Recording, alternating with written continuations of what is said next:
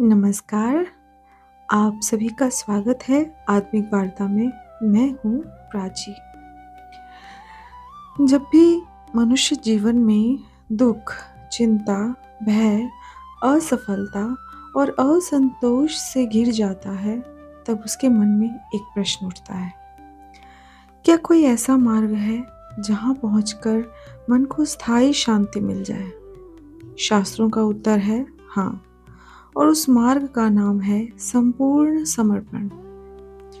समर्पण केवल हाथ जोड़ने का नाम नहीं है। समर्पण केवल मंदिर जाकर दीप जलाने का भी नाम नहीं है। समर्पण केवल जप, तप, व्रत या पूजा तक सीमित नहीं है।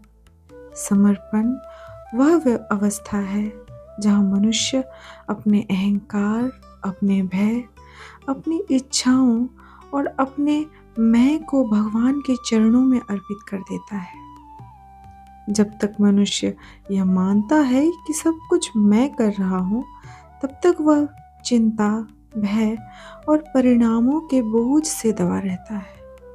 लेकिन जिस दिन वह यह अनुभव कर लेता है कि मैं केवल एक निमित्त हूँ, करता तो भगवान है, उसी दिन उसके भीतर अद्भुत शांति का जन्म होता है। समर्पण का अर्थ भाग जाना नहीं है।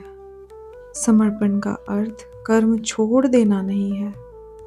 समर्पण का अर्थ यह भी नहीं है कि हम प्रयास करना बंद कर दें। सच्चा समर्पण तो यह है कि हम अपना श्रेष्ठ कर्म करें, लेकिन उसके फल को भगवान की इच्छा पर छोड़ दें। अब कल्पना कीजिए, एक छोटा बच्चा अपने पिता की उंगली पकड़कर भीड़ में चलता है। उसे न भीड़ का डर होता है, न रास्ते की चिंता। क्यों?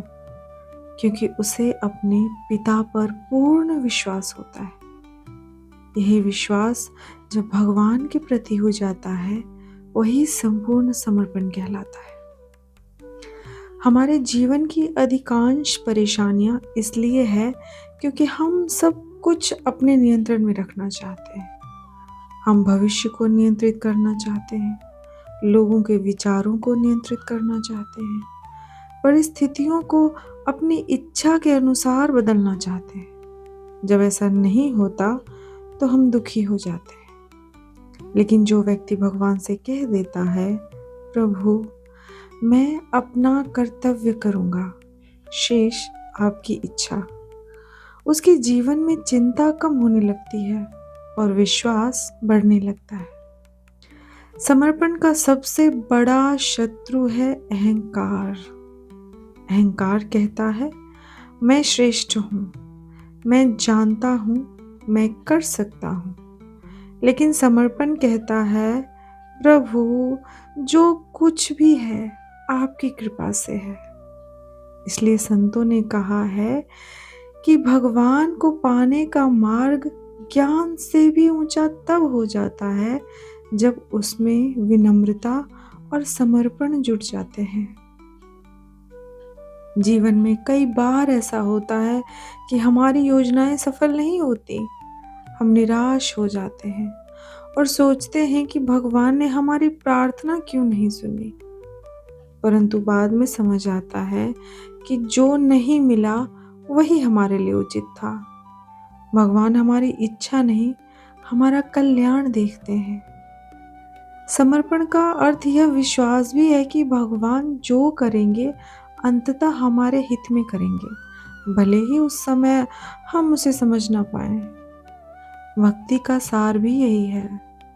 जब प्रेम इतना गहरा हो जाए कि भक्त अपने सुख, दुख, लाभ, हानि, मान, अपमान सब कुछ भगवान को अर्पित कर दे, तब समर्पण पूर्ण होता है।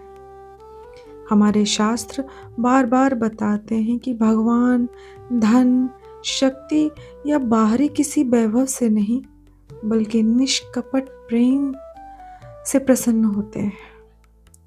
जिस हृदय में छल नहीं, अहंकार नहीं, केवल प्रेम है, वही भगवान का वास्तविक मंदिर है। समर्पण का अर्थ अपने जीवन की प्रत्येक परिस्थिति में भगवान की उपस्थिति को स्वीकार करना भी है।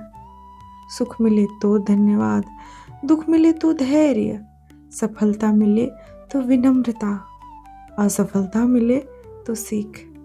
यही समर्पित जीवन है। जब मनुष्य इस भाव में जीने लगता है तब उसका भय धीरे धीरे समाप्त होने लगता है।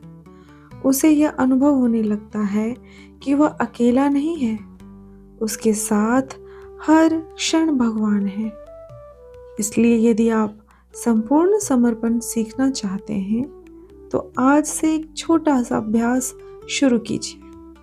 सुबह उठते ही कहिए, हे प्रभु, आज का यह दिन आपका है। मेरे विचार, मेरे शब्द, मेरे कर्म सब आपके चरणों में समर्पित है। मुझे ऐसा जीवन दीजिए जिससे आपका नाम ऊंचा हो। और रात को सोने से पहले कहिए, प्रभु, आज जो अच्छा हुआ वह आपकी कृपा से हुआ। जो भूल हुई उसके लिए क्षमा कीजिए। कल मुझे और बेहतर बनने की शक्ति दीजिए। यही छोटा अभ्यास धीरे धीरे आपके भीतर समर्पण का बीज बो देता है। और जब यह बीज वृक्ष बनेगा तब जीवन में ऐसी शांति आएगी जिसे संसार की कोई वस्तु नहीं दे सकती। याद रखिए, समर्पण हार नहीं है, समर्पण सबसे बड़ी विजय है। क्योंकि उस दिन मनुष्य संसार से नहीं, अपने अहंकार से जीत जाता है। और जिसने अपने अहंकार को जीत लिया उसने जीवन का सबसे बड़ा युद्ध जीत लिया। अगले भाग में हम शास्त्रों, विशेषकर श्रीमद् भगवत गीता के आधार पर समझेंगे कि भगवान ने संपूर्ण समर्पण को मुक्ति का सर्वोच्च मार्ग क्यों कहा है। तब तक हमसे जुड़े रहिए। नेक्स्ट 5 to 10 पार्ट्स में हम समर्पण का सही अर्थ समझेंगे, जिससे हम अपने जीवन को सभी बंधनों से मुक्त करके उस परम शक्ति परमेश्वर को उनके चरणों में अर्पित कर देंगे। चाहे वह भाव हो, दुख हो, सुख हो, किसी भी प्रकार की लाभ हानि व्याधि कुछ भी रहे, सब उस प्रभु को समर्पण करके अपने जीवन को आनंदमय बनाएंगे। ओम नमो नारायणाय।